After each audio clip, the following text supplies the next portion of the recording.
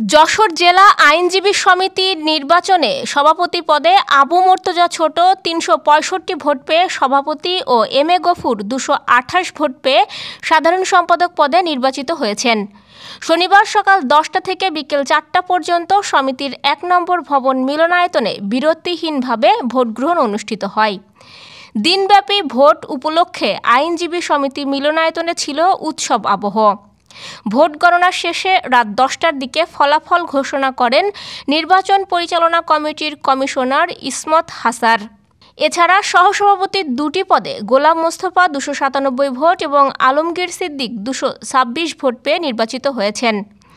নূর Alam Pannu ২৬৪ vote পেয়ে যুগ্ম সম্পাদক পদে, সহকারী সম্পাদকের দুটি পদে আশরাফুল আলম ২৭৬ ও সেলিম রেজা ২৮৭ ভোট পেয়ে নির্বাচিত হয়েছেন।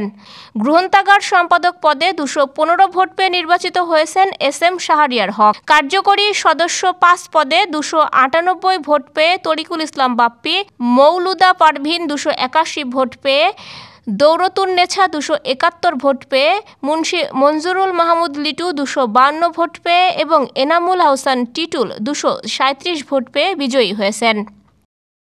শিমুল ভূঁইয়ার তথ্য এবং এম এ মানিকের ভিডিওচিত্রে ডেস্ক রিপোর্ট, গ্রামের কাগজ।